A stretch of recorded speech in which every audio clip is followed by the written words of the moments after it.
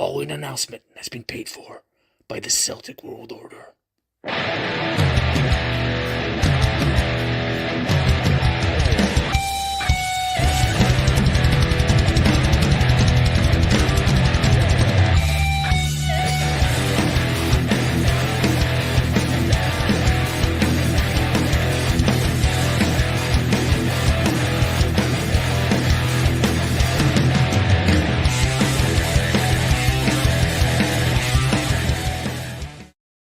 Hello, welcome back.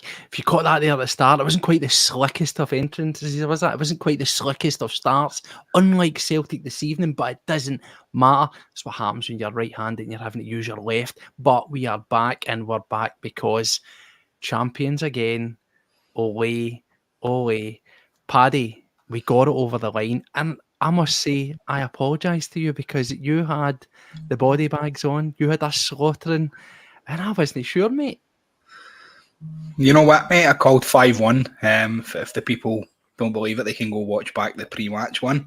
Called 5-1, and if Armstrong's goal didn't get chopped off, then I'd have been right. I just seen it coming.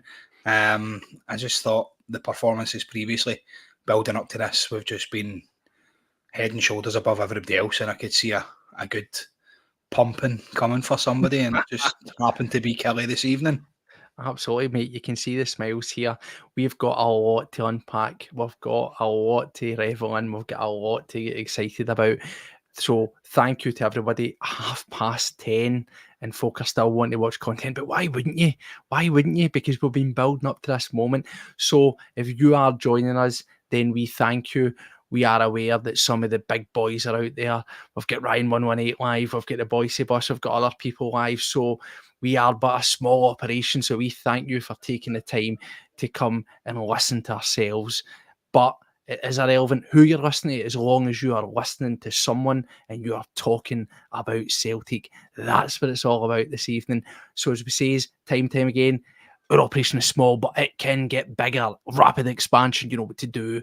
Give us a subscribe, give us a thumbs up, share our content, get more bodies in the door here.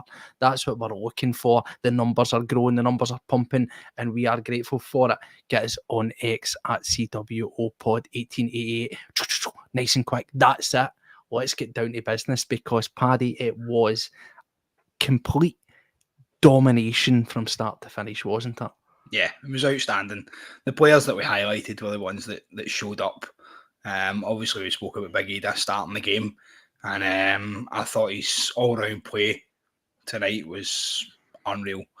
Holding up the ball, pressing, his touch looked good. The big man just looked on it. I've been one of the ones, first off, saying about him that I don't think he's good enough. If he plays like that every week, I know it was only against Kelly, then do you know what? I would give him a chance. I spoke to my son Miles about it, who's obviously in the chat, and Miles had said that he's not starting enough games. He's not getting enough time on the ball. He's not getting enough outings, basically. And I agree with that. I really do. I feel like I wouldn't have started him over Kyogo in certain games. I think they both bring something really different. And tonight we spoke about the lump ball over the top. Mm-hmm. And that suited us, especially on that park. And so I think that kind of played into Idah's hands, having that. Absolutely. You know, it's fantastic. And again, this is the interesting thing. This is what's great about being football supporters. This is what's great about being a fan of Celtic, because there's always surprises and you're always happy to be proven wrong. We sat here, an hour or so ago, and we sat and we spoke about the team, we spoke about Idah, and we asked the question where we says, you know, is this a final hurrah? Is this a thank you? Or is this a guy trying to win a contract? I personally wasn't sure, but I can't disagree with you, mate. It was perfect. It was actually one of the most complete first half strikers performances, in my opinion, we've seen in a long while.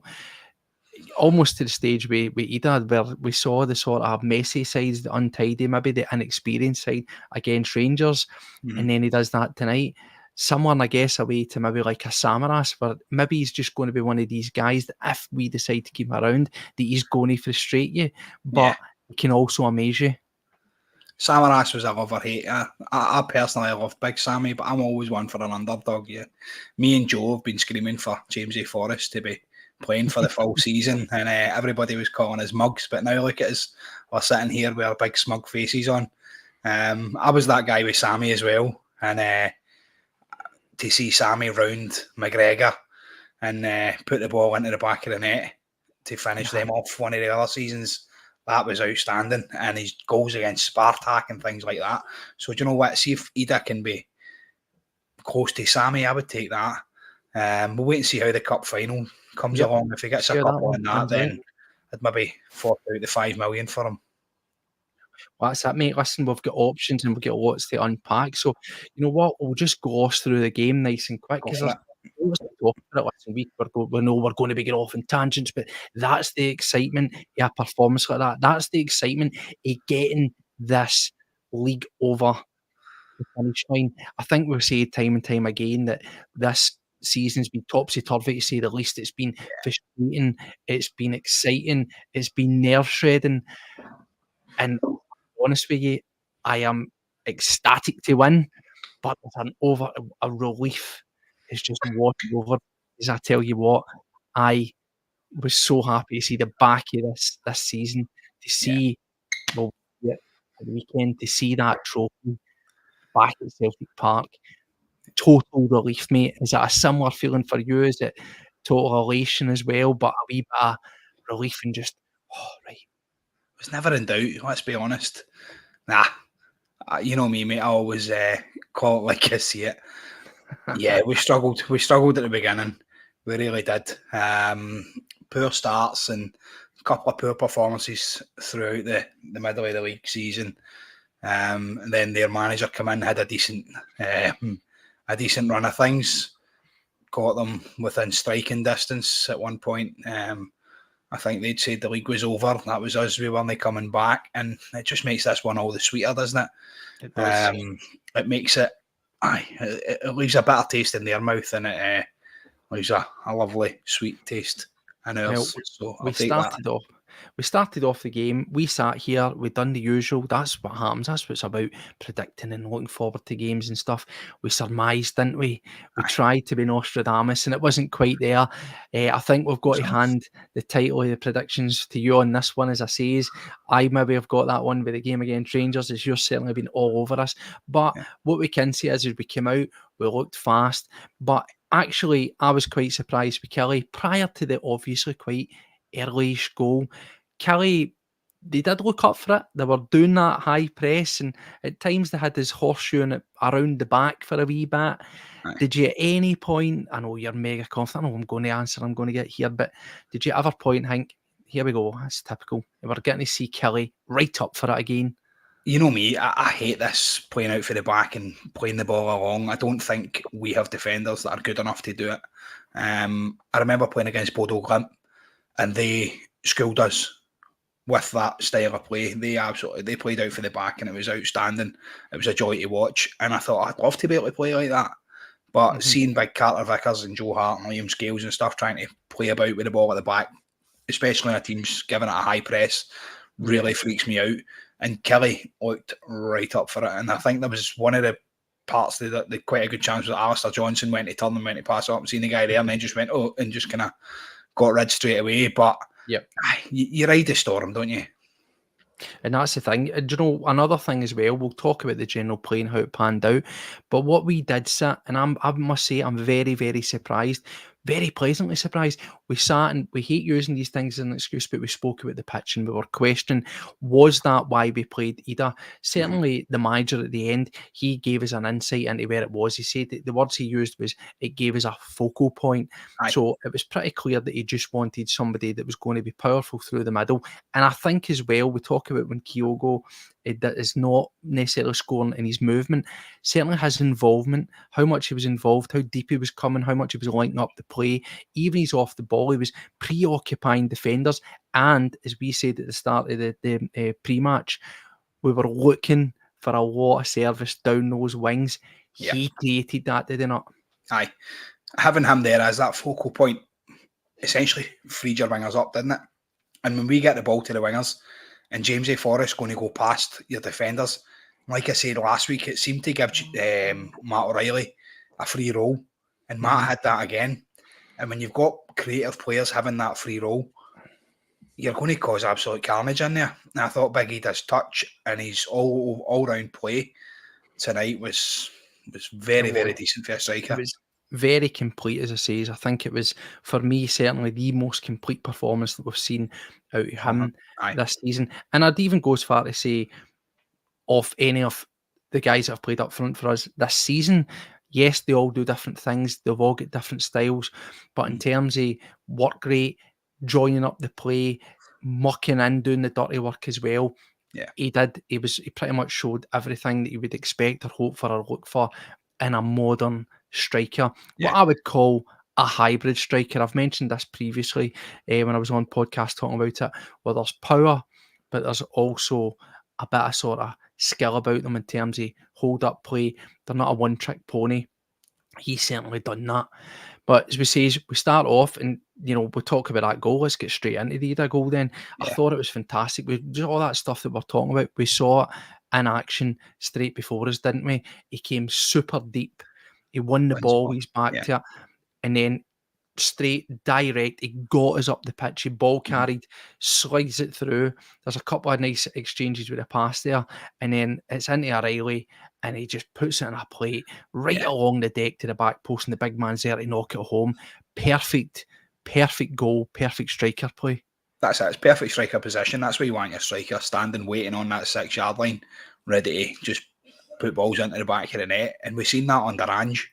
Now, you remember it was always we spoke about that again previously, getting to the byline, pinging the ball across fast. Matt O'Reilly didn't even need to get to the byline. What a pass that was. He's just took a touch to get it out his feet and then straight across. It's an absolutely outstanding pass. And Idah couldn't miss. The thing as well that I was quite surprised about, very pleasantly surprised, we were worrying about the pitch, weren't we? We were thinking, again, we digressed off a wee bit there. We says, is that why we're playing Idah? Are we maybe going to miss out the midfield? Are we going to go more direct? But we weren't deterred, were we? We were continually sticking to our game plan, zipping balls about. Yep, you know what? It was a wee bit bumpy, a wee bit lumpy. That's just the nature of these pitches. But we were still getting the ball down. We were still getting the ball moving. And did you think at that point, this is more akin to what we've came to expect or what we hope to see for Celtic? We talk about the Celtic way, innit? I said that on the previous podcast there as well. I'd said about playing the way Celtic can. And it's as simple as that. It's the way we are used to seeing Celtic play. And you sometimes don't get it on that pitch because, it's horrible. It's lumpy. It's just such a tough part to play on.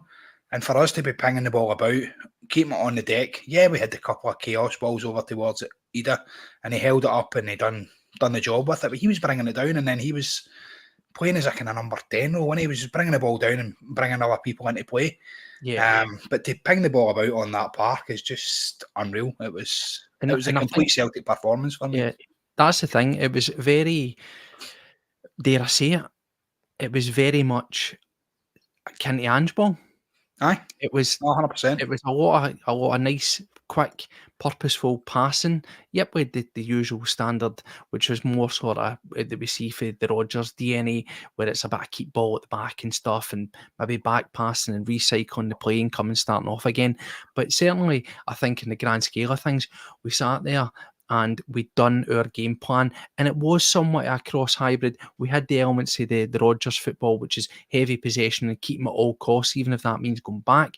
But the way the goals were carved out, the way that we fashioned those goals was very, very much, we were hoping for that when Ange left, that we would carry on that initial sort of attacking style, getting out to the channels and those zip balls straight across, because pretty much most of their goals were out to the wing and a ball flashed across low at the front of the deck, wasn't it? Did that make you feel a bit positive that we've seen it against Rangers, we've seen it in flashes at some points this season, but now that we've got a fully fit squad at our disposal, that we've put in a few consistent passes in that style, that if we're looking towards next season to build on, that we're starting to maybe find the right sweet spot with this team? Brendan said it in his interview after the match here. Brendan had said, you expect to play like that at the start of a season, not at the end. Yep. And for me, do you know what? Aye, he's 100% right. But let's be honest, he came in at the start of the season, he inherited a team, and there was apparently unrest in the dressing room when he came in because a few players, including our captain, Callum McGregor, had said, this is the way we've been playing really well. Under Ange, we've been pressing and blah, blah, blah, blah. And apparently, don't quote me on it, but Brendan's apparently turned around and went, listen, I'm the manager. You know how I play. This is what we're going to do. So apparently that caused a bit of unrest at the start of the season. But you know what? Watching that tonight, there was elements of Brendan's play and there was elements of the old Ange ball, as you like to refer to. And you know what? See if that's the way we are going to play going forward. I am super confident going into whoever we play, whether that be them or going into next season. Well, that's the things I says. For me, it was just, it was about getting over the line. Yeah. But Rodgers says during the week, he said in his press conference, we want to sprint over the line. We saw elements of that against Rangers where we became durable. We got ourselves through that game, but we really, if we know ourselves, we should have absolutely put them to the sword, similar to what we've seen tonight, to be honest. So it was just refreshing to carry that back in, as we says. And we spoke at the start there when we done the pre-show. We says Celtic don't go into these games with a sort of revenge sort of mindset and anger or determination. It's not. We will play our game. Can you deal with it? And that's exactly what we've done. And for me, it was just very, very reassuring to see that. And it actually has got me more excited again, as if you couldn't already be excited for a title party at the weekend. But then looking 10 days down the line at that cup final, it's got me now sort of thinking, we are coming on strong. We are coming on when it matters. And surely that will come to fruition, particularly in that cup final. What a time if we could do that, eh? Yeah, listen, we play like that against them. It'll be 4 or 5-0 against them as well. Because let's face it, their defence isn't any better than Kelly's. And I don't think who they've got could really cause us any problems. I totally get it, mate. Where have these been all season? I think we've been building up to it. I think we've just been waiting on players coming back. We've been waiting on the proper side coming in. Now that we've got all of our players playing the way we can, the next couple of games are going to be easy enough, I would imagine. But going forward, obviously, if we lose guys like O'Reilly and obviously we're losing Big Joe and a few others, then it's who you bring in. You've got to bring in proper replacements for these guys. This is the thing. You've got to look towards these remaining games and you've got to fancy it, haven't you? Yeah. Certainly, as I says, I thought tonight would have been just a get the job done. You were obviously peaked full of confidence, and you know what? Hats off to you. And I sat there grinning ear to ear watching that tonight. I was absolutely blown away. And again, you can say about it's only Kelly and all this garbage, but bear in mind, this is a Kelly side who have bested us throughout the course of this season. This is a notoriously poor pitch to come to, and this is a Kelly side that I pointed out to you in the last 10, they won 5, they drew 2. Sorry, they lost 2 and they drew 3. They'd been scoring a barrel loads of goals. They've got a manager who's in the picture to get himself on for the manager of the year, and they're into Europe. Yeah. They are not the Kelly that you would normally assume are. And also, if you want to look at Rangers, they ran them hard twice. So this was a tough game, and he put them away in the way that we did, similar to the way that we put away Hearts. Yeah. That's got to have people really shaking. It's got to say people. We're talking about the cup final here. It's got to have people really starting to worry, is it not? Of course it has. Like I said, if we play like that against them, God help them. Just unreal, mate. It was a complete performance for me, for the front to the back, every one of them. I thought even Scalesy had a good game. Nearly scored an absolute screamer, didn't he? Absolutely. I mean, I do you know what, we're waxing lyrical, but this is what football's all about. This is what being a Celtic supporter is all about, and it's about these moments, about having these feelings. Listen, we're starting to just digress and talk away. Well, let's go around circles. Let's enjoy. Let's soak it up. Drink it in, man. Drink it in. But that's that. We get to the second goal, and again, we're speaking about Idah. We're speaking about, that guy I said tonight, there's two fantastic cut-off side finishes at the weekend. I says, are we seeing a guy, you talked about him, that connecting the crowd with Maeda, really buying in, really enjoying the Celtic experience, fully invested, looks rejuvenated. I think whenever Ange left, there was a bit of worry about some of the Japanese guys maybe feeling a wee bit disconnected. And we've seen some disjointed performances from him. But Maeda looks like a guy that's bought in hook, line and sinker. He was bursting with energy for the start. And then he added a goal as well. And again, fast passing, intricate. It's nice. We pick it up. Rio, he fires it out. Then it's squared across. And he runs in, he rushes. Perfect striker's finish. He's there at the right time again. And it's almost a carbon copy of the Idah goal. 2 for 2, doing that again. I say it. That old reverting to type Ange ball style. Aye. That's it. It's an easy goal when you look at it. You get the ball to the byline, ping it across, have somebody standing there to tap it in. Dyson, we spoke about and we touched on it. The guy is, as I've said before, he's a speedboat with no steering wheel. He's absolutely incredible. One of my pals on Facebook actually put, I'm convinced that the Celtic medical team are injecting James A. Forrest with Dyson's blood. The two of them seem to be hitting some sort of forum here, and I thought, you know what, that's absolutely class. I'm using that. See if you could bottle the energy Maeda and sell it, you'd make a fortune, eh? Unbelievable. Honestly, the guy is just, he's unbelievable. He's just such a pivotal player for us. He just runs and runs and runs, and he gives us so much. And that's it. It's just, I love the big guy, and long may it continue. Well, it says 2 goals. We're firing all cylinders at this point. Any whiff of a Killie attack, a press, it's completely dead and buried, isn't it? It's extinguished nice and quick. They are doing nothing at this point, and we're absolutely ravaging them. And then again, another guy that pops up, everybody's favourite son, Forrest. He gets on the score sheet, and again, we keep on talking about this. The DNA of the goal, mate. Almost identical. We see 3 goals. They're almost carbon copies, aren't they? They just come from one side to another. And it's Maeda doing his bit this time. Yeah. With a nice run. He gets in behind. Mate, it's on a plate, isn't it? And the pass in for Maeda is just unreal. Like, to play it into that gap, and then he just bombs past the defender and puts it in. And Jamesy's not missing for 6 yards, let's face it. He's too experienced for that. Forrest making his 350th start for Celtic tonight. And I believe as well, if he wins next week, it puts him joint second as our all-time decorated player. That's madness. Ask the question. He's very much been Marmite since he's been there for the start with fans. Legend, did we use that word? Is he in that bracket, Paddy? If you speak to my brother-in-law, Joe, aye, straight away.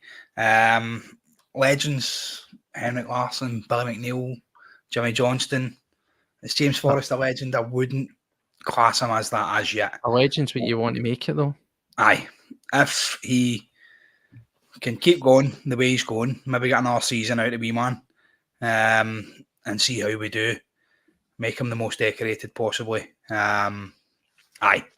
He's class, but he's not quite a legend for me yet. Well, we'll talk about him more because he was fantastic, absolute electric. He says, we're 3 goals, we're cruising. Yeah. We spoke about that crowd, 3,800, and my God, were they making their voice heard?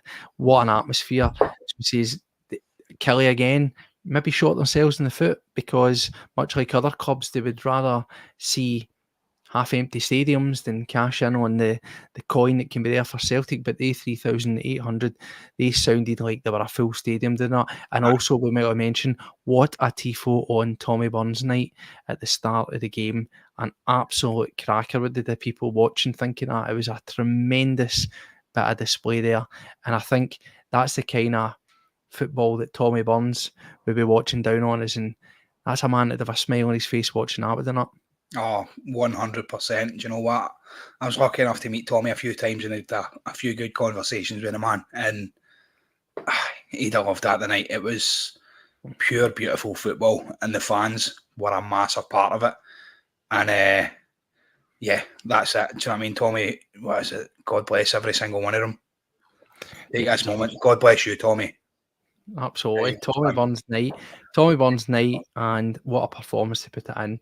And, it made me think of that celebration when he ran down the touchline and jumped on the big pile of players. Aye, He'd be doing that tonight if we were watching that. definitely. But what, mate, we're in cruise control at this point, aren't we? 3-0. It could be 3-0 going on whatever we want. Mhm. Going at 3-0 half time, crowds running, pumping, they're right up for it. Yeah. It's no long before it's 4-0, is it? And it's been the man, multiple award winner for Celtic at the Player of the Years. And it's O'Reilly we sat here and spoke about and says, are we maybe seeing the sort of last days of O'Reilly in a Celtic shirt? It's hard to tell, but certainly we've got to enjoy stuff like this tonight, isn't it? Because that goal he scores, he picks it up on the edge of the box, and it is an absolute rocket right in the top of the net. Yeah, it's an absolute world. And I spoke about him having that kind of free role, and when he's in that, it's absolutely outstanding. He's just his first touch sets himself, and then bang, he's just absolutely unreal. Brendan spoke after the game as well, and I heard him getting asked, obviously, about the sale of Matt O'Reilly and stuff like that. And Brendan says we don't have to sell anybody. Mm-hmm. However, I understand what happens at a club like Celtic. So, yeah, if somebody comes in and offers, I don't know, what was a 30 million, which that's probably what I would be looking for him, then by all means, yeah, see you later, Matt. We got him for 1.5 million. Let's be honest. So if we can get anything upwards of 25 to 30, it's absolutely outstanding. The guy, for me, he's come in and he's just went from strength to strength. He's just got better and better. And coming into this last few bits of the season, we said he was kind of hanging off a wee bit. And then he's just came out the last 6 games and just been outstanding. Yeah, no, he's been absolutely phenomenal. I think that when we look at the fullness of this season, let's not pretend there was a wee dip in his form. Yeah. This form that we're seeing at the tail end of the season is what we were getting treated to right at the front end. He was scoring every other week. He was assisting. He was controlling. He was showing all those silky touches, very much like a sort of cross version of Tom Rodgick. I always thought that he was, that very light, nimble on his feet, but what a strike when he wants to do. If he takes his mind to do it, sometimes it looks a wee bit lackadaisical, doesn't it, when he's playing? But it's effortless, and that strike is an absolute topper. Takes his time, sets the ball, and smashes it home. He's got 2 goals in 2 games. Probably should have been 3 with that penalty there. Yeah. He's kicked on. We talk about the manager saying, this is when we come alive. Yeah. This is when our big players have came alive, isn't it? This is when we've seen guys step up to the mark and not necessarily drag us over the line. They have, as he said, sprinted us over the line. Aye, 100%. And like that, like the lackadaisical, he's just... He's effortless, and he takes the ball, and he reminds me of Tom Rogic. That's it. He's that kind of player, that playmaker, and you need that in the squad, especially when you've got guys like Callum who likes to track back. Hatate tonight I thought was outstanding as well. I thought every time he get the ball he wanted to go forward, and some of his passing was just phenomenal as well. I think sometimes they come just kick back a wee bit in that. I think sometimes he was good, he was tidy, but you kind of see that the extra work rate that you get from a McGregor and even the presence of an on-form O'Reilly really make up for some of the slight shortcomings, shall I say, and Rio Hata's play, because he's always been a guy that wants to make a risky pass, and sometimes with that comes a wee loss of possession and the likes. So there'll be wee spells of that where that happened, but listen, that's a minor criticism, isn't it? Aye, of course it is. The guy's outstanding, and it'll be a massive loss to the club, and we'll have to replace him with somebody special, another Tom Rogic type player. That's it. Come forward, the new heroes. There's always new seasons, always bring times for new heroes to emerge, and he may well be one that's going to be moving on. I'd like to hope not, but we could see that there from him. But as you say, we've waxed lyrical about most of these guys because it was an absolute solid cruising performance. A couple of folk have mentioned as well, Scales, the guy that we said, he could have scored an absolute cracker as well. We could have multiple goals there as well as we're kicking on and making it all happen. They get a goal. Armstrong, guy that we identified at the start, it's a cracking goal, if we're being honest, for what it's worth. And I was slightly a wee bit, how do I say it, peed off because you said 5-1 at the start, and I actually took Paddy up on that bet. I went and put it on. I put a 5-1 line on. So as much as I'm overwhelmed and loved the clean sheet, there was a wee tiny bit of me inside that wanted that money. Was it 20-1 or something, was it? It was 32-1, aye, so I was raging. To quote McGrew, raging, absolutely fuming. I love it. Oh, do you know what? One of the boys that was, who I don't know who it was coming through, was a big Vassell. He's obviously got bigger feet than scales, so that's how it was chopped off, wasn't it? It was millimetres, I believe, that chopped that goal off. But it was a good finish with the lad, and I hope he doesn't end up at them next season. But I know he's linked with him. But let's face it, they've lost the league now. They probably can't afford them. So yeah, no, it was a cracking goal, but it meant nothing. There was a wee bit of scare there when Hart was down. Were you a wee heart and mouth, no pun intended? Were you a wee bit worried there when you saw Joe Boy get in? I want to see him finish the season. I want to see him win an R Cup at Hampden and get the praise that he deserves at Celtic Park next week as well. He's been an outstanding servant to the club. He gets us. Somebody else said it in the chat there as well. He gets what it means to support Celtic. And that showed at the end as well when the fans were shouting his name and stuff. And he looks quite humble, man. He was kind of taking a step back and he's trying to point at our players like, oh, sing for them as well. And everybody, like, he turned around to the Celtic players and even they were singing. And it was quite humbling. He's been a cracking servant for us. He really has. And he deserves to finish the season on a high. He deserves to get this double. Yeah, well, there was a raft of changes, as we'd imagine. Job was done. We were 60 minutes. Revolving the door, getting the players in. So the goal scorers came off. All 3 goal scorers came off to an absolute rapturous applause. It's got to be said. We got the introduction of Kuhn. We got in, what's he's forgetting there. We got in Kyogo as well, and we get Palma. You know, we spoke about Palma, but he's a forgotten man. I don't think necessarily done too much, to be fair, when he came on, but it was an irrelevance, wasn't it? But one guy that was that, sorry, mate, on you go. I was going to say, Palmer, when he did come on, he went down the wing and, as always, cut back. He got to release a shot this time, but I just think he's far too predictable for me. It really is. Yeah. I'll keep calling him out until he plays an absolute blinder, then I'll change my mind, just as I have with Adam Idah. Well, another person that did come on was Nicholas Kuhn. We sat again at the start of the pre-match. We says about, is he maybe a guy that's going to be better to come on as an impact? And he did, didn't he? Come on and he showed all those sort of flashes that we'd been seeing when he got his man of the match performances. A wee short period of time he worked with, but he got himself directly involved.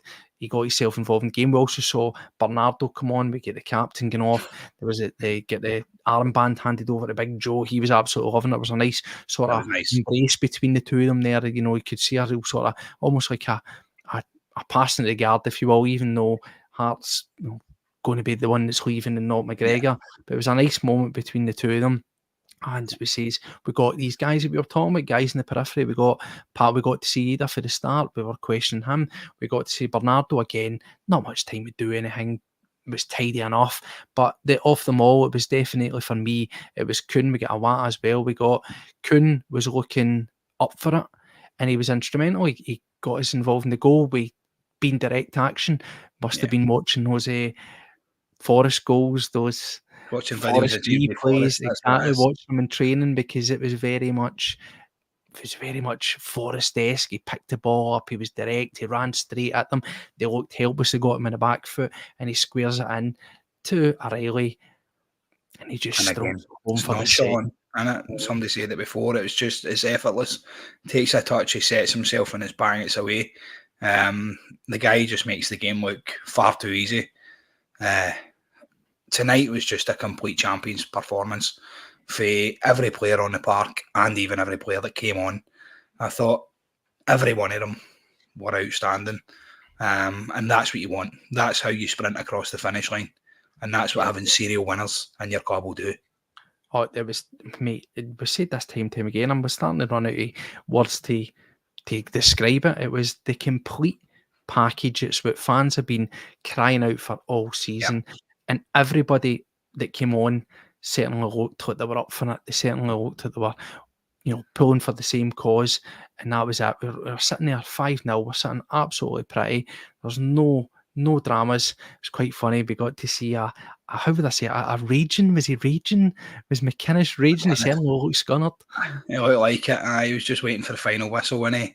He just Yeah. looked as if he'd had enough. Seeing Celtic win in front of you isn't for everybody. Let's be honest. It didn't work for the other side of Glasgow. That's why they stopped us going. So when it comes to next season, they get to watch us win in front of them again. Well, And I'm that's it. going to You know enjoy what? every single minute of it. And there was another one for those of us that were watching the game on TV. Was a certain Mr. Crocker. The pain and upset in his voice was what I would call ear gravy. Pour it right in.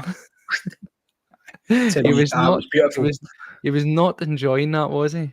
No, not at all. I think Chris Sutton as well. What did he say? I can't wait to go back and talk to Chris Boyd about when the Rangers are coming or something like that. I thought that was absolutely class for you. That's the thing. We sit here and we fun and we laugh and we can joke, but we've done it. We've earned the right now. It is now time. The shackles are off. You should be enjoying it and you should be lapping it up. But as we kicked on there at the end, 5-0, could have been more. Just want to touch real quick as well on that last goal, because we've sat and spoke about Idah getting involved and him being a workhorse and dragging away defenders and stuff. We also touched on previously Kyogo. Now, Kyogo came on, didn't get too much in the way of actual proper chances and involvement. But in that fifth goal, what was interesting for me was you see him, he plays that, that way, he plays that super high line and he comes from an offside position. Now, what he done there was he was starting to make his way into the box, and you saw the two central defenders instantly gravitate to him because they were expecting that cross ball out for the wing, but not this time. He created the space, and there's a Riley. He's in acres of space. He could have picked any point at that goals to put it in it, couldn't he? It looks like he's got forever. The ball just comes in and he's just, boom, I'll put it there. And there's no power behind it. He's not smashed it. He's not put anything behind it at all. He's just placed it into the bottom corner, and that's what you expect for players like him. And I thought, Kyogo, I spoke about it previous, was it the Hearts game? Yep. When we said about Kyogo, again, not having the best game, but watching him off the ball, some of the runs he's making were, for me, just outstanding. He was dragging players here, there and everywhere. And people were saying, Celtic had so many shots for outside the box and things like that. And you're going to have a shot for outside the box if everything's open up in front of you. And Kyogo does that. He drags defenders away all the time because they know if he's in that space, he's going to score the goal. So if you don't follow him, then somebody else is going to get it. And it's good that we've got the quality to do that. Yeah, well, we got the celebrations at the end, and we've got guys here talking about it in the comments. You've mentioned it as well. It was proper. I like the t-shirt as well. Champions again. That's another one. That's it, exactly. Again, that's why we've got it up in here.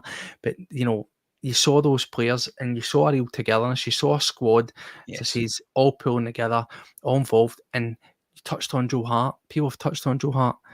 There it is. He just... sometimes it's a throwaway comment. It can be cheap at times, this. They get it. But that was a guy, we've been commenting on this over the past couple of months. He's really been a guy that's completely bought into Celtic, isn't he? He's bought into everything about this club. And you've noticed at the end of games, he's been taking the time to stand and look around and soak in the crowd. And he was absolutely lapping that up tonight. You saw it as well, even guys like Idah, he's giving it the big with the badge and hitting when he's scoring his goals. These are guys that, short time in the grand scale of things, particularly in Idah, but 2 seasons, that's what Celtic do, isn't it? It gets right under your skin. And I don't think any of these guys have experienced anything like this in their life. He's been at some massive clubs, but nothing like this, eh? They probably never will. You hear guys coming to Celtic Park. Messi spoke about it previously. You've seen again when we played against Man City, when the Green Brigade were screaming over the Champions League anthem and stuff like that, and they're all walking out and they're going, what's going on here? And the Celtic team were focused, but they are staring off into the abyss. Celtic Park and the fans create such an atmosphere that isn't for the faint-hearted. If you're having that against you, then it's obviously going to impact your game. But if that's for you, if they're singing for you as a player and they're singing to push you on, like we spoke about it before, it's sucking the ball into the net, and you're going to want to play that. You're going to want to play for them. You're going to want to give everything. And Joe Hart, for me, I went to the first game he played. Can't even remember who it was against, but we'd been used to Vasilius Barkas and goals, who was Barney the dinosaur with no arms. absolute barking goalkeeper, let's be honest. And Barkan, not Barkas. Barkan, no Barkas, definitely, mate. And Joe Hart pulled off a save about 5 minutes. Maybe he was bark ass because he was an absolute ass. I know. He was stinking. It was horrible, but 5 minutes into that game, Joe Hart pulled off a save and he kind of ripped it out the top corner and the full crowd erupted. And it was louder than some of the goals that I've heard. And it was just outstanding. And I thought, you know what? If we can get half the player that Joe Hart's been throughout his career, then we're in for a cracking season here, a cracking few seasons with him, man. And he's been an absolute incredible servant. And that tonight, at an away game, for them to be singing his name and praising him up like that was awesome. And I can't wait till next week to see what Parkhead does for him. Yeah, this is the thing. We've spoke. We can now start to look in the wind down. Obviously, we've got one more game in the league. We've got a big cup final upcoming, but we can start to sort of be reflective on the season. We can start to look ahead. Certainly, Joe Hart has made it clear that he doesn't want to go down that management route, not necessarily want to go down the coaching role. And I believe that Man City are wanting to give him some sort of ambassadorial role. At them. Obviously, that's a club that are really close to his heart, so that could have a massive amount of swing and pull. He obviously seems to be loving life up here in Scotland, so it'll be interesting to see if there's a place in some capacity for him. He did say when he done an interview that he says that if Celtic ever need me for whatever reason, that he's here. Is that someone that you would want to approach and try to give him options and say, we want to have you involved at the club, and give him what would you fancy? No, I'm not saying pick a job, like whatever. But like what we do with the rest of the boys. Exactly. We just say like, get your fifth boy down here, give him no. But just think, there is a point with the manager spoke about the influence of guys that have been there, done it, understand it, and have real influence, real leaders on and off the pitch. Joe Hart clearly is invested in this club, is clearly won him over. Is it something somewhere that you would like to see some form of Joe Hart presence as a continuation now that it's not going to be in a playing capacity? See, even if it's going to help bring in some young English talents from down south that are reluctant to maybe come up to the Tin Pot League, as they call it. Idah spoke about it, touched on it. Oh, I didn't think much of the Scottish League when I first came up and things like that. If Joe Hart's going to be an ambassador for our club, if he's going to be something like that, somebody to go, do you know what, guys, that was incredible. I had a couple of great seasons up there. The fans are incredible. The football was brilliant. Something like that. As for a role like a coaching role or something like that, I don't know. He's class. He's experienced. Do we really need another goalkeeping coach? I don't know. Well, it's a question for another day. But we cracked on. The celebrations were huge. The celebrations were, shall we say, exuberant, because the red wall of pyro, it would appear, melted Sky Sports feed. That's quite true. I know I'm laughing, but it is what it is, isn't it? There's people say there's an argument that's why pyro is no safe. Well, it's warm, but that was a bit of an interesting end to the sort of broadcast, was it not? And do you know what? I'm expecting it, because that's going to be, instead of Celtic 3 in a row champions, it'll be your Red Tops will have pictures of burnt cables and saying it's a disgrace. The Daily Ranger tomorrow is going to have a picture of the burnt cables as Celtic fans burn Sky Sports cable. That's the back page tomorrow, isn't it? That's Rugby Park close to a fire eviction. The fans left quick enough anyway. Maybe that's what it was. Some sensationalist madness, won't it? That'll anything to try and gloss over what's been a sweet victory. I think this season, we keep saying it, but this season has been a real test. It's been a real test of character, and I think we talk about going from strength to strength. We are really finishing this season all guns blazing. If we can do that again at the weekend and we can carry that on, put Rangers down their place, we're putting teams on red alert going into next season. And this is, Yeah. to steal a phrase, this doesn't look like a team that are going to stop. And certainly if you listen to Brendan Rodgers, he sounds like a guy that's got the bit between his teeth once again. That mojo's back. And I think, we're guaranteed riches now. We sat here and spoke about the guaranteed riches, circling about that sort of 50 to 60 million already in the bank. We're talking about guys like Riley maybe making big fees, guaranteed upwards of 60 million.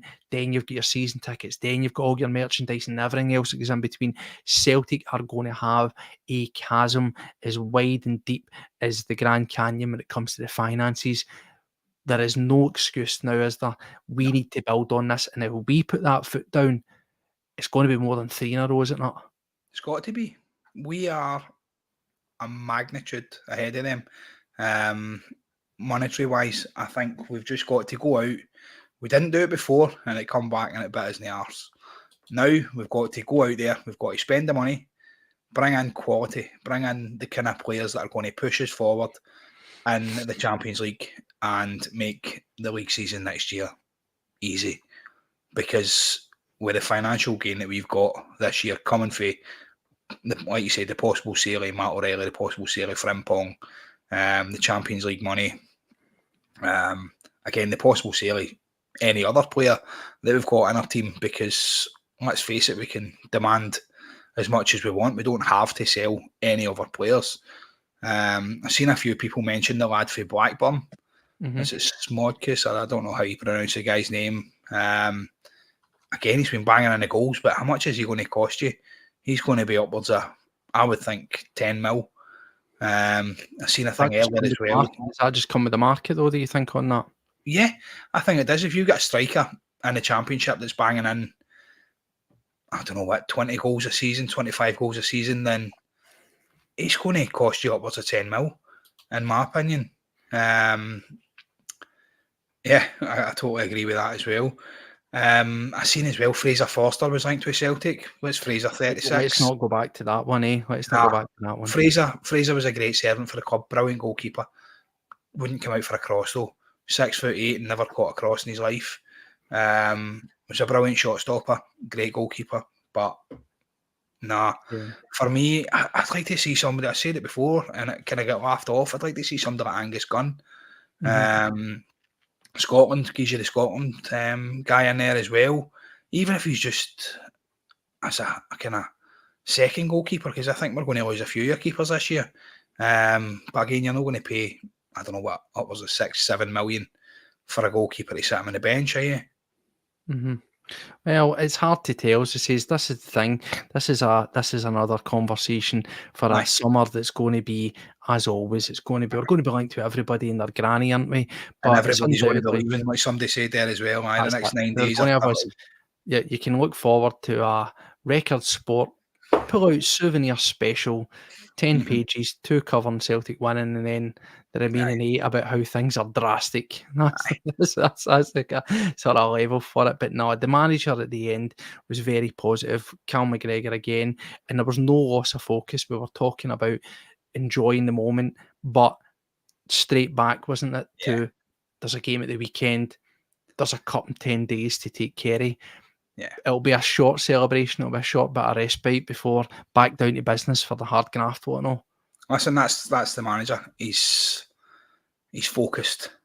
In every interview, you said it before, every interview, whether it been the Celtic manager or the Celtic players, every one of them came out and they've been schooled on it. Basically, they've been so on point. They've been so on the ball. There's been no whinging, nothing feel like what we've seen across the other side of Glasgow. It's all been decent, and I feel like he is like that. He's totally like that. He's a arrogant kind of person, and he won't be happy with the way things have been going, with the way the fans were treating him at the start of the season, and to hear the fans singing his name at the end as well, was lovely. I felt like that needed to happen. You've came back, well done. That's it. now it's time for the rebuild. Now it's time for you to get your squad and push on for there, because the last time we done it, we got an invincible treble. The thing is, Paddy, he sat there and he's had to overcome various bits of adversity throughout the season. Yeah. Let's not make mistakes of it. He was completely, split us down the middle, didn't he? Sometimes you can't forget the way that things did go down. And one thing that I will say, whether you liked it or not at the time, I actually respected him for when he first came back and he was asked, do you regret the leaving? And he was quite honest. He says, it's always going to be hard to leave for a club like this, but no, I'm not going to apologise for it because there was an opportunity there. And as much as people want to still have their views on him about maybe his style, about how things go down or whatever, he showed, in a word that he likes, he showed great character to come back. It was quite brave. He was always going to have one arm tied behind his back because it's hard enough coming back with all that level of expectancy. But when it's not just the level of expectancy from the media and everybody, oh, it's Brendan Rodgers going to waltz in, do X, Y, and Z, and you're picking up from a treble winning team and a manager that fans seem to really, really love, outgoing. It was a big fight for him. And he says at the start, he put his neck in the chopping block, didn't he? And says, I'll see you back here in May. Aye. And I kind of made a wee light in that. He says, well, thank God it did happen. Aye, 100%. And do you know what? When that happened in May, not when it happened, sorry, at the beginning of the season, I thought, that's fucking arrogant, innit? That's hard. To come out and say that when you know that half the fan base absolutely hate you for what you've done. Yeah, it was arrogant. It was Brendan-esque. It was just, do you know what? He done it. He said it, and he's performed, and he's delivered. And if we can get him to now go out there and spend the money that he bring in his own players, then we'll see a hell of a difference. Well, that's the thing. We'll start to look down, as we say. So we've got another few things here. Let's just get through these, isn't it? Because if we're going to be talking about signing players, as it says there, awesome Idah, magic my Idah. He has his Evergreen Forest, and of course, Silky O'Reilly. Let's revisit what we spoke about on the pre-show, and there it is. There's the question: would you sign Idah? That was the very, very first thing. Now, listen, for those that didn't or couldn't see the pre-match, Paddy and I sat here. We had this conversation as well before or after the Rangers game, didn't we? Yeah. And we asked the question. We says, in general, what have you thought of Adam Idah? He's came up with some key goals, against Motherwell, for example, really dug us out there. Against Hibs, big goal against Rangers. So he has definitely played his part. He's earned that medal round his neck. He's earned the plaudits, and you could see another guy that's really bought into it.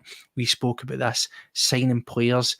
And even again, quite refreshingly, when he came up, we had that, if you remember that press conference, Paddy, where he, by his own admission, says there's this talk at the league's pathetic and it's low standard, and I was pleasantly surprised. Now, that's all nice and farewell, but we get back to the hard questions.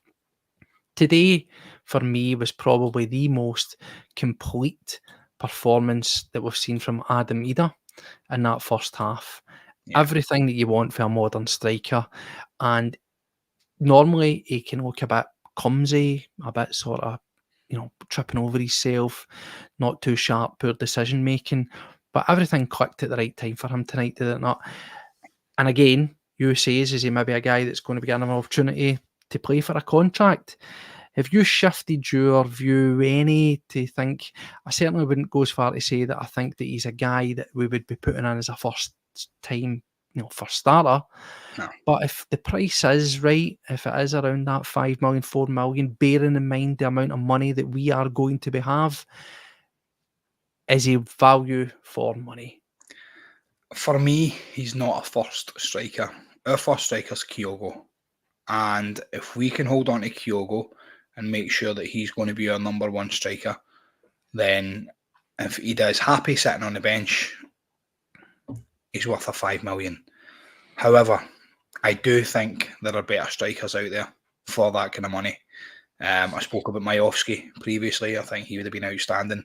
The boy, obviously, that a few folk have said for Blackburn, Smodkis or whatever his name is, looks like a really, really, really decent striker.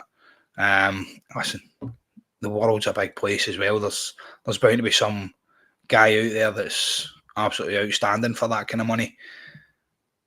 For me, Adam Idah is good. He's done a job. Tonight was outstanding. He's not my first choice.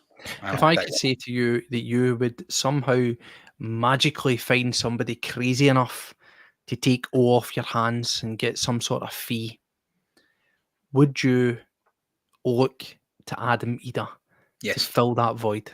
yes, Definitely. 100%. Yeah, Well, here's the thing. What I would say about him is I've been up and down, back and forward. I'm not going to sit here and be a hypocrite and say based on one performance today that I yeah, think go and sign him. I think it's very much like we said with Bernardo. If the price is right, if the price is sensible, yes, we're going to find ourselves with fortunes. Yes, we want to spend it, but we also must spend it properly. Now, what I did find interesting was with regards to Adam Idah at the end, Brendan Rodgers was full of the praises for him. He was completely singing his praises. He was also a guy who was singing his praises when he brought him in. If you remember, he says, I was very excited when I got phoned and I was told I had the opportunity to work with him. I know of him. I like him. He's powerful. He's got real presence. Mhm. And I'll throw something at you here. Again, not saying they're the exact same thing, but is there essence of maybe a Dembele situation there? Because if you ever remember when Dembele first came in, before he had that massive breakthrough game against Rangers, Mhm. he had wee flashes that came on and he looked clumsy. He looked raw. He looked like a guy that you're like, who is this guy? Aye. But Do you know then what? when he got a run of games, when he got kicking on, he was similar to Idah, explosive, fast, strong. Is there We'll live in parallels hope. there? We'll live in hope. Red Scotland there says what I've been saying as well over the last couple of weeks. In Europe, Kyogo for me wasn't strong enough, wasn't hard enough. You're up against big lads. We need to play the way other teams play against us. We need to do a bit of chaos ball as we did tonight in Europe. We need to punt the ball up towards somebody that's going to hold it up and let our magical midfielders do their job. I think Kyogo obviously get found out a little bit with that. He scored a few goals, obviously. He's an outstanding outstanding player. But yeah, I feel like you do in Europe. You need a big unit of a striker. You need somebody who's Mm-hmm. solid. Do you know what I mean? Does that make sense? And I think Idah would be brilliant for that if we can get a game out of him. If we can get him to be anything close to what Musa did. Well, this is the thing. There's a good point that's been made there, and that is true. We're just sort of trying to do the eyeball test there, as I say. I'm not saying that they're certainly cut for the same cloth, but I did Yeah. see, particularly in that one performance today, and in the other performances that we see, particularly the Motherwell performance, that was the sort of shades of Moussa Dembele that I'm talking about. But again, we should be a club where we've got 3 quality strikers. You know, you look at people say, oh, you don't want to have guys sitting on the bench. Certainly, I think Adam Idah has been a guy that's came to a club like Celtic. He's realised the magnitude, the size of the club, Yeah. and he's realised that you just have to, it's about being at the club. Sometimes it's not about the individual, it's about the wider package, and that is the good of the team. And he seems to have been a guy that's been happy to sit on the bench. The question is, if Celtic were to sign him for, say, 4 or 5 million, is he going to be happy to sit on the bench? Well, that's irrelevant. If he signs a contract, he's essentially your player, he's your property, and he needs to prove you wrong and do the performances to get into the team. But I think that if we look at it, it's clearly not the answer. He's been completely ostracised for the team. He's in no man's land. He's in purgatory basically at the moment. So I've seen him there tonight as well. I've seen him exactly. on the camera. But I thought, you've not seen him sitting on a bench, and you've not seen him getting brought on. That's the thing. So I think he's a guy that possibly could go out on loan, but he's not going to feature. Either way, I don't expect him to be around. So we need to get quality strikers. We need to talk about upgrade on Kyogo. Perhaps that is maybe the case, but definitely not. So I think possibly Adam Idah could be a starting point. Whether Celtic decide to pursue it or not will be a completely different story.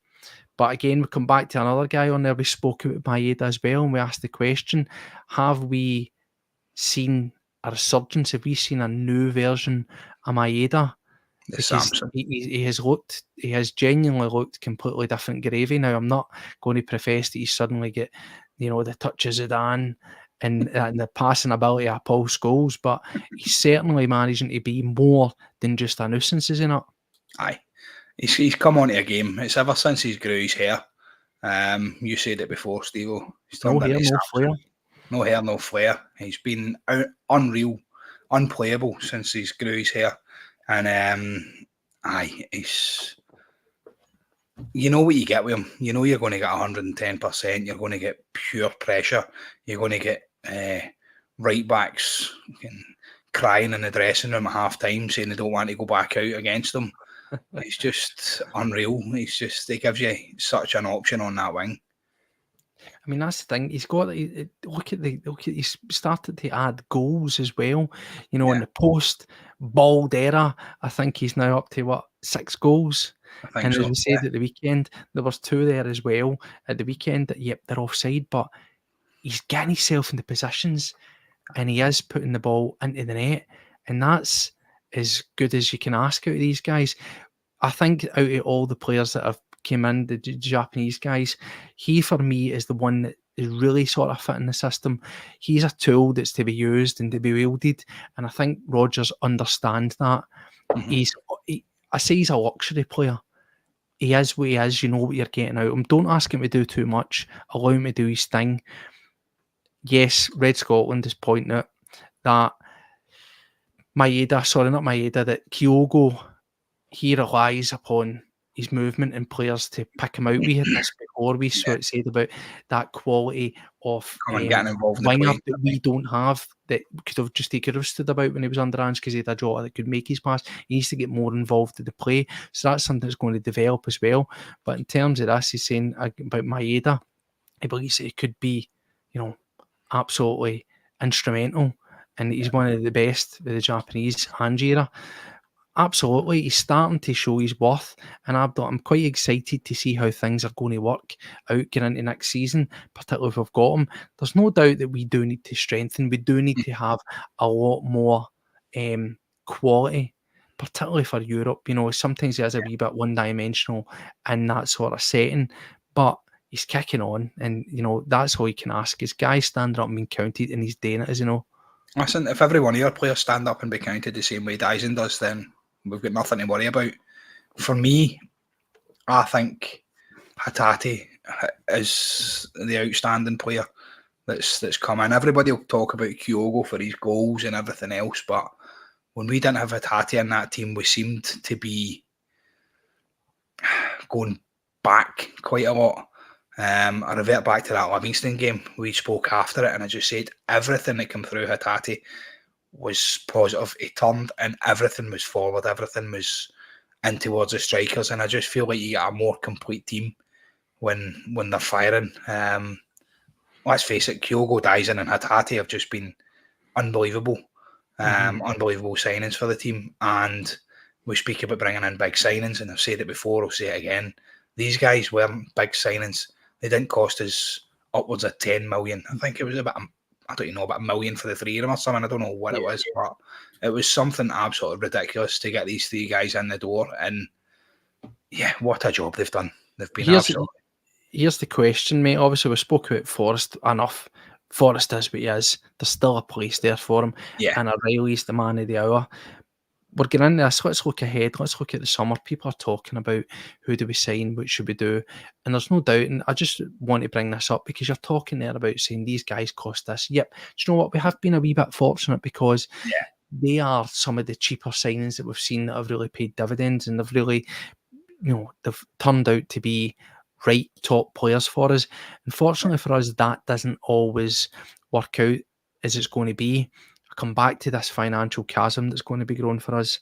What are you expecting? Again, what we expect and what we get are 2 different things. Aye. We know the Celtic board. We know it. Rodgers, for me, I don't know if it's just, I hate this, we're body language experts, not, but he just seems like a guy that's been rejuvenated. And it's kind of funny that us all coincide at the time when you've got the recruiting Loyal Junior and his crony leaving, Yeah. isn't it? And it's when he's got questions asked over him, and when folks seem to be turning on Rodgers, the mojo's back, the confidence is back, and he sounds very much like a guy that's going to be here during the summer. Mhm. Do you think that he has, and I know he was told that he was going to get it in the summer, but do you think he's been given some real, proper, tangible assurances of what he can look for? Why else would you come back? Rodgers is a smart man. Yeah, he's got the ego. Yeah, he's got everything else, but he's not going to come back here and take over a team and then win a title and get nothing. They've got to back him. They've got to give him the money. And like you says, we've not got this team of guys that have brought in duds and whatever else. We've got Brendan there, and see if he can identify some of the players like he did previously, some of the guys he brought in before, then you'll go on to absolute grandeur. Here's the thing, Paddy, right? We always talk, and again, it's hard to, it's all just assumptions, and it's all maybe just a wee bit sort of tongue-in-cheek and a bit dramatic. We hear fans saying about Celtic don't spend money because this notion that the board like the competition, they keep the old firm brand alive. That died. For me, I think that's absolute nonsense to think that your board would almost self-harm the club to keep some sort of stupid competition alive. Yeah. I do think that if it was the opposite way and it was across the city, that they wouldn't care about it. They care about it whenever they're in second place because they'll play it and bring out banners and all that crap that's the old firm. But I think deep down, see if they were in our position, they would walk up to us in the night and slit our throats. That's what they would do. And I think Celtic need to get a level of that real, intent, that real sort of dark nup. We've got to put them away. We've literally got to bury them and make it not even close to a competition, because it was a competition that didn't happen. But I digress. The reason I'm saying this is do you think that this has almost been a kind of tough love from the board, a kind of foolish proving ground where they've gave the manager garbage and now he's at the stage where he can go, right, I've played your game. Aye, geez Look it. what I've done with this crap. Yeah. Come across with the money. I think they've got to give him upwards of 50 mil. I really do. We've got 60. I mean, listen, I'm just going to push back on that. I agree that there's no reason why we can't spend that, but that seems a bit fanciful. In a realistic world, can I just bring this up and we'll come back to that?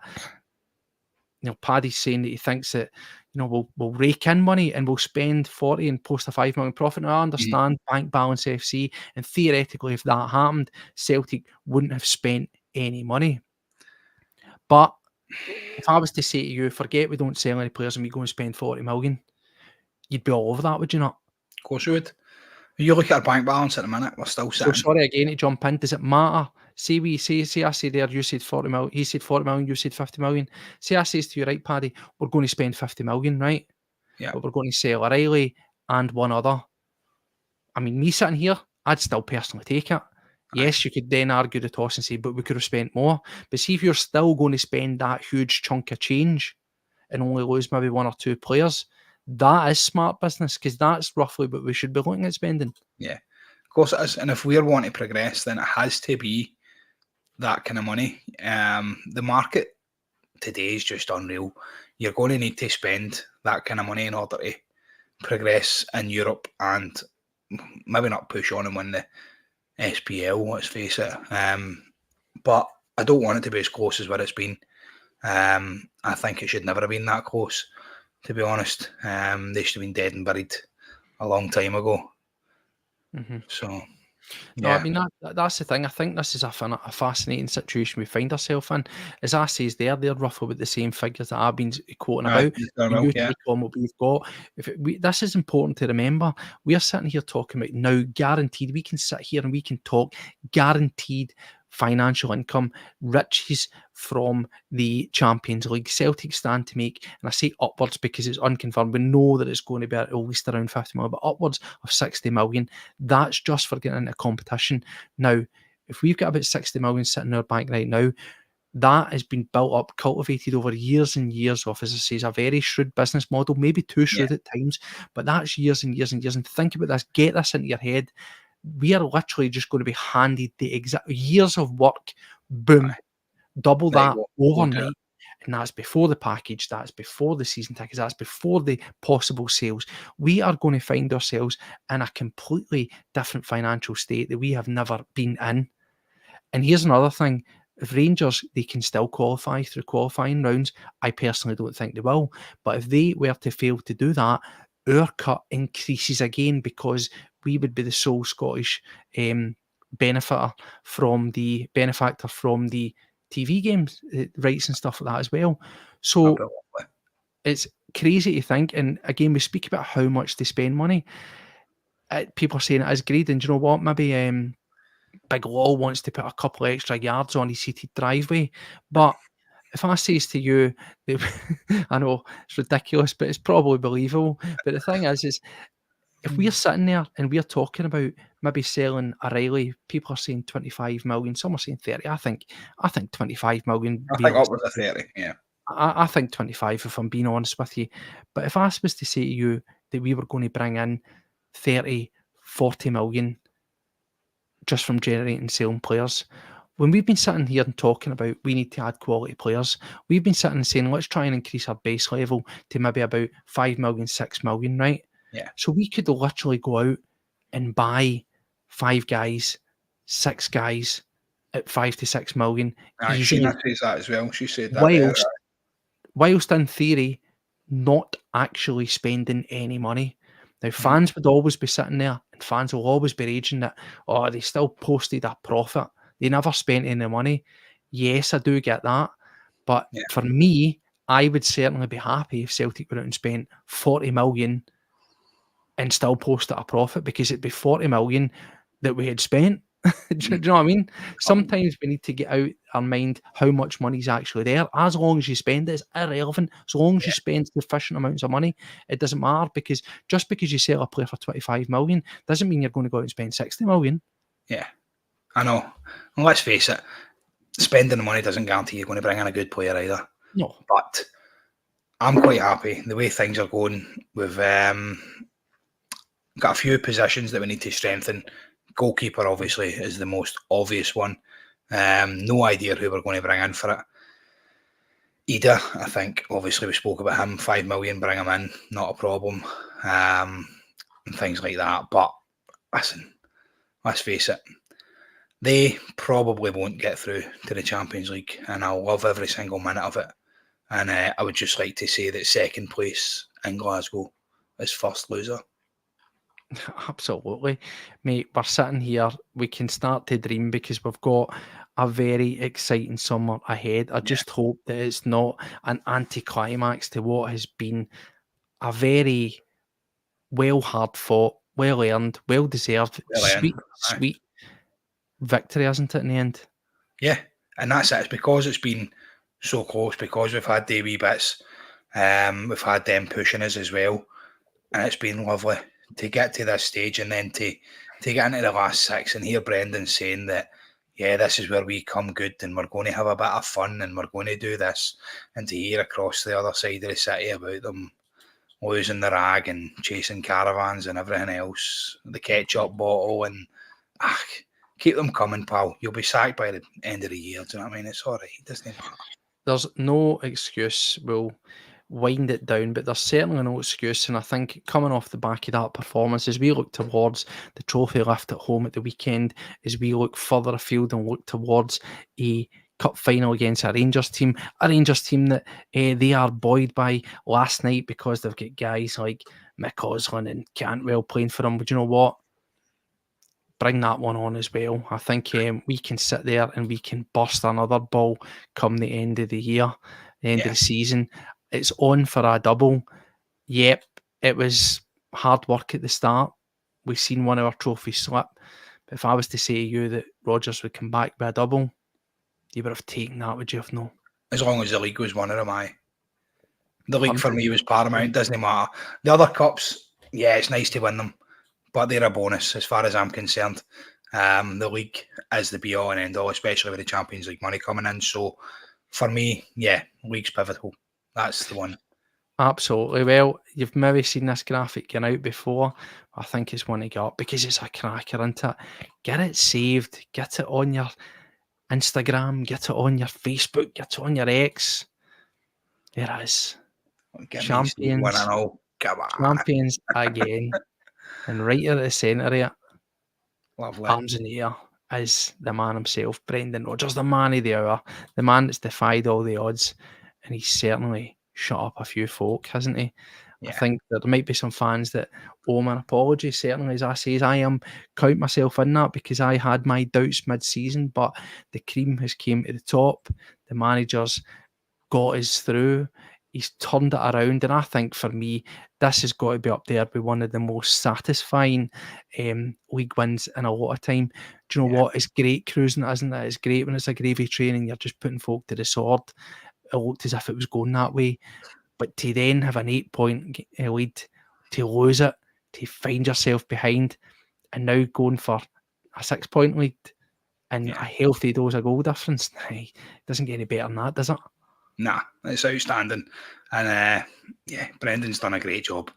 And he said to the other people there as well, he said to the fans, I'll see you back here in May. And I'm sure at Hampden, when we're a couple up against them, we'll be singing his name again. And it'll be a glorious occasion. I was like the guy in Paisley. I wanted Brendan back in a bag of cans. I was always there. I was always fighting his corner. Well, Brendan's came back and he's got a bag of cans for the fans. And he's got a big trophy in his hand and all. So, you know what? I'll take that all day long. Anyway, listen, just want to say to everybody, thank you very much for joining us. It's 20 to 12, and there's been about 70 years that have stuck with us around. We absolutely love it. We thank you very much. As we say, as we know, it's an exciting night.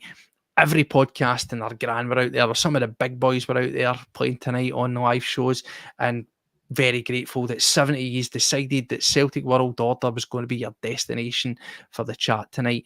Thank you very much. We say this time and time again. Let's get ourselves increase this community. It's a banging community. Their comments have been going all night. We thank everybody for your involvement. We really are humbled that in the 6 weeks that we've been about, that over 450 folk have decided to sign up and get involved here. Let's get ourselves up to that big 500. Let's see if we can do that hopefully by the end of the week, because there's going to be another celebration at the weekend as that title's lifted, and we'll be here to cover all that action. Before you leave, if you've not done it, give us a wee subscribe if you haven't already, and why wouldn't you? It's absolutely buzzing here at Celtic World Order. Give us a wee thumbs up and share it to everybody and anybody that you think will listen and is a true Celtic fan, because that's what it is here. For fans. By the fans. By the fans. That is it. That's what we do. Take care of yourselves. Enjoy the rest of your night. Enjoy going to your work if you've got a few folk to have a wee laugh at. We know that's part and parcel of football fandom. And we will we'll catch you back throughout the week, because there'll probably be another show coming up at some point. And we've got a big game to look forward to. We've got a trophy lift to look forward to. And Paddy, you probably have to get yourself into the Celtic shop, damn them in their marketing, and go and get one of the Champions Again t-shirts, eh? We're wearing one for the next podcast. Right, take care of yourselves. Good night. See you all later. Bye-bye. Hail, hail, boys.